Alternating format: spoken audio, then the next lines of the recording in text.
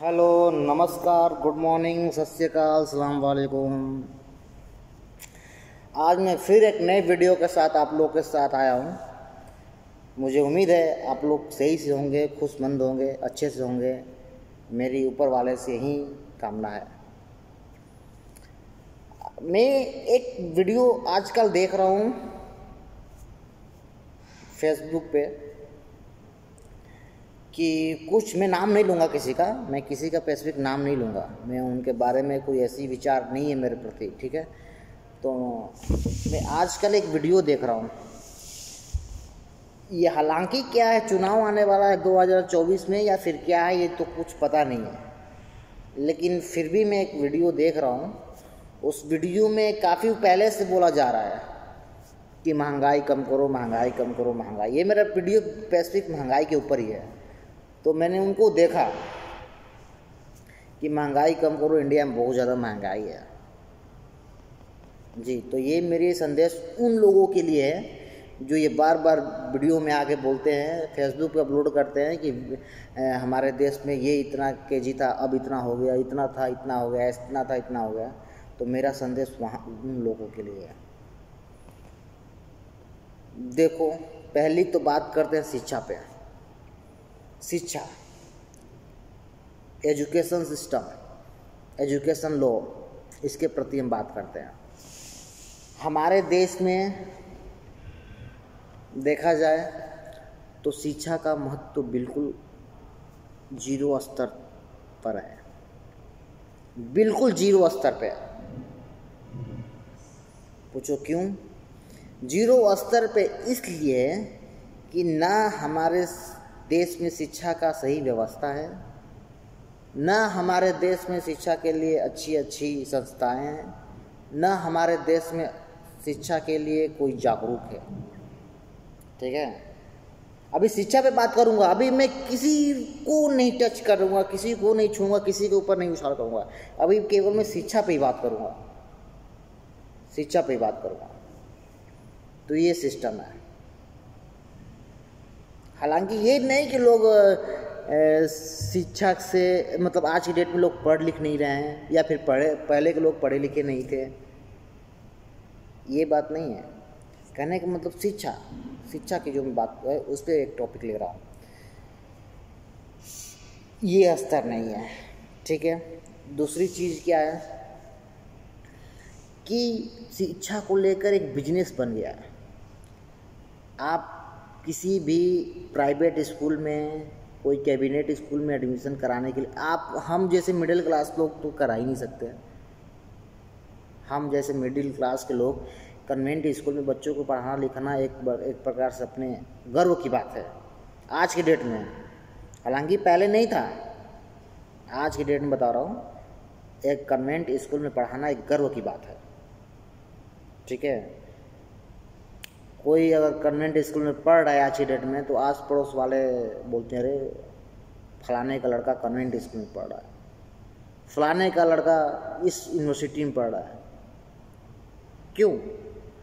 क्योंकि उसने अपना शिक्षा का स्तर पैसों पे तोल रखा है।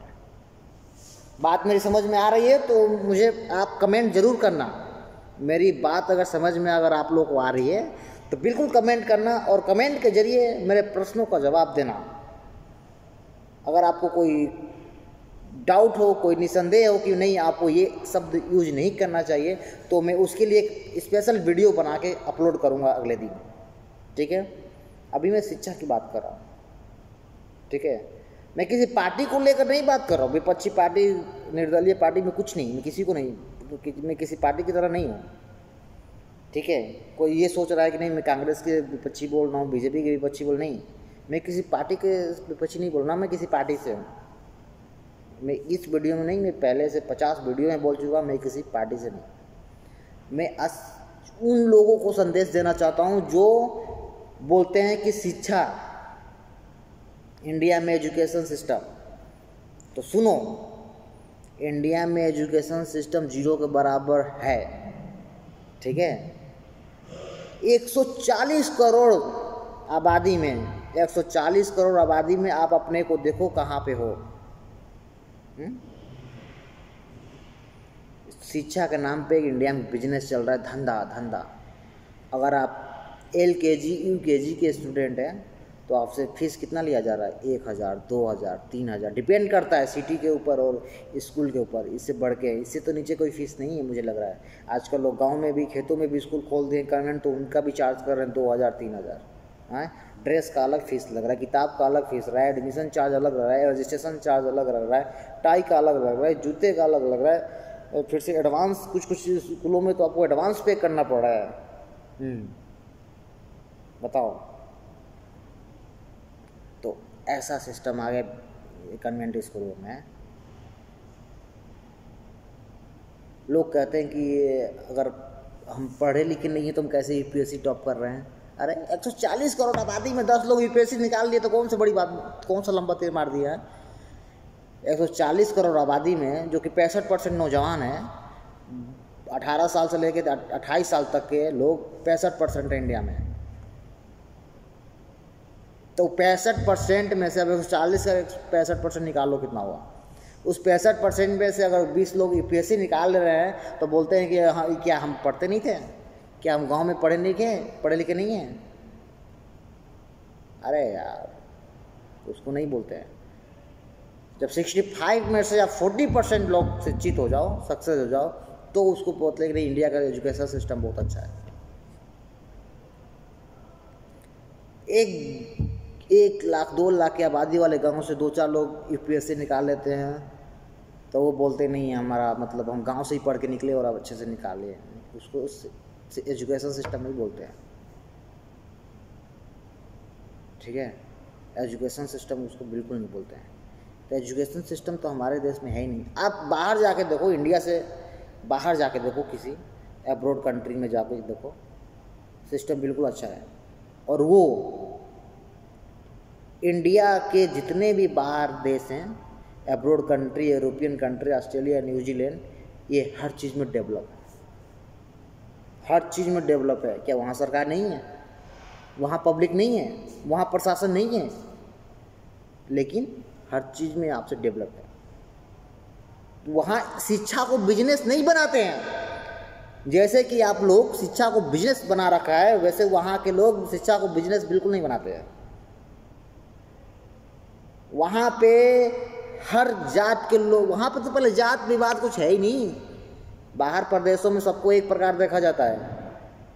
किसी यूनिवर्सिटी या किसी कॉलेज में अगर मुस्लिम पढ़ रहा है, उसी में क्रिश्चियन पढ़ रहा है, तो कोई हिंदू एडमिशन है, तो सबको एक बराबर देखा जाता है। सबकी एक बराबर फीस होती है। फीस तो यूरोपियन कंट्री में है नहीं, कुछ कंट्री ऐसे यूरोपियन, बहुत जितने यूरोपियन कंट्री, अब्रॉड कंट्री देखोगे तो वहाँ पे 12th तक कोई फीस नहीं होता है बच्चों का। क्या वहाँ सरकार नहीं है? वहाँ प्रशासन नहीं है? हाँ, उनके पास एजुकेशन सिस्टम आता है, फैसिलिटी जितना आप इंडिया में कन्वेंट स्कूल या अच्छे यूनिवर्सिटी में, जैसे DAV कॉलेज हो गया, अच्छे यूनिवर्सिटी में ऐसे सर्विसेज देते हैं, वहाँ पे यूरोपियन कंट्री ऐसे लोकलों में सर्विसेज देते हैं। बस स्कूल ड्रेस, स्पोर्ट वैसे वहाँ लोकलों में मिलता है। तो वो एजुकेशन सिस्टम है और वहाँ के लोग डेवलप ऐसे करते हैं, ठीक है? वहाँ पे बेरोजगारी कभी नहीं होगी। आप जैसे लोग, इंडियन लोग जाके उस कंट्रियों में नौकरी करते हो, सोचो, और वो लोग आपके देश में आके इन्वेस्टमेंट करते हैं, पैसे, बिजनेस माइंड। क्यों? क्योंकि उनको शुरू से बिजनेस की स्टडी पढ़ाई जाती है कि कैसे बिजनेस को डेवलप करना है। उनको महात्मा गांधी के बारे में नहीं बताया जाता है, उनको पंडित जवाहरलाल नेहरू के बारे में नहीं बताया जाता है, उनको पॉलिटिक्स नहीं सिखाया जाता है, उनको बिजनेस स्टडी दी जाती है, ठीक है? उनको बोला जाता है कि असली सक्सेस वही है जो 10 रुपये को 100 रुपये बना दें, एक दिन में 10 रुपये को 100 रुपये बना दें, उस स्तर पर उनका एग्जाम होता है, उस बेस पे होता है। आप गूगल पे देखो, अगर मेरी सब झूठ लगे आपको तो आप गूगल कर सकते हो, यूट्यूब देख सकते हो, बहुत सारे ऐसे वीडियो मिलेंगे। आप चाइना देख लो, जापान देख लो, ये सब कंट्रियों में जाके देखो, उनको अपने प्राचीन काल के बारे में तो पढ़ाया ही नहीं जाता है।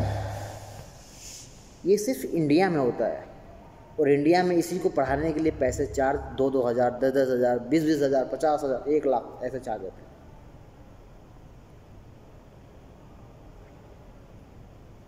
ये तो कहानी रही है 8 क्लास तक, 10th क्लास तक बच्चों की।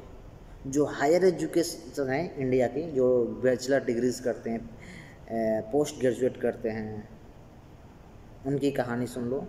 उनमें भी 2 कंडीशन है। उनमें 2 कंडीशन ये है कि बोलते हैं कि एक प्राइवेट होगा, एक गवर्नमेंट होता है।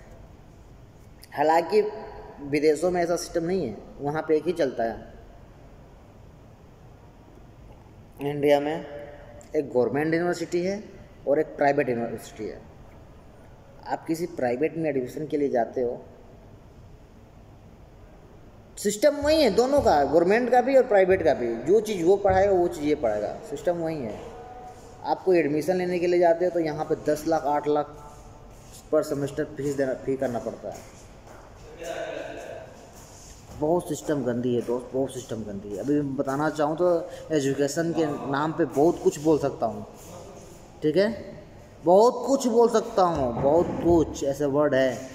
तो मुझे ये वीडियो काफ़ी लंबा चला जाएगा अगर मैं बहस करने लगूँगा। तो मैं ये नहीं चाहूँगा कि वीडियो ज़्यादा लंबा जाए, ठीक है। ये चीज़ ऐसा ना हो, मैं आप लोगों से यही रिक्वेस्ट करूँगा। एजुकेशन सिस्टम बहुत गंदा है, ठीक है, बहुत गंदा है। बिजनेस है, बिजनेस इंडिया में एजुकेशन सिस्टम को लेके, ठीक है। मैं आप लोगों से रिक्वेस्ट करता हूँ, संभलो और इसके प्रति आवाज़ उठाओ। अगर आप आवाज़ नहीं उठाओगे तो कोई नहीं आवाज़ उठाएगा, और ये दबाते चले जाएंगे, अपना फीस बढ़ाते जाएंगे हर सिस्टम में। केवल एजुकेशन सिस्टम की बात नहीं कर रहा हूँ मैं, हर सिस्टम की बात कर रहा हूँ, चाहे कोई सा भी विभाग हो, मैं सबकी बात कर रहा हूँ। हर सिस्टम की प्रॉब्लम है। बिजनेस हर तरह बिजनेस है, पैसा कमा रहे हैं, छल कपट से पैसा कमा रहे हैं, और हम आप जैसे लोग फेंकते हैं ताकि उनका और मनोबल बढ़ जाता है। तो इस चीज़ से आप बिल्कुल बचो, ठीक है। इसके प्रति आवाज़ उठाओ, इसके प्रति आप लोग आवाज़ उठाओ, नहीं तो प्रॉब्लम आपको होगी, प्रॉब्लम उन लोगों को नहीं होगी जो मंत्रालय में बैठे हैं, ठीक है। प्रॉब्लम उन लोगों के लिए नहीं है जो लाल बत्ती में घूम रहे हैं, प्रॉब्लम उनके लिए नहीं है जो एसी में बैठ के 80-1 लाख रुपये सैलरी ले रहे हैं। प्रॉब्लम आपके लिए होगी। जब आपका एजुकेशन सिस्टम कमज़ोर रहेगा तो आप किसी के प्रति आवाज़ भी नहीं उठा सकते हैं, ठीक है।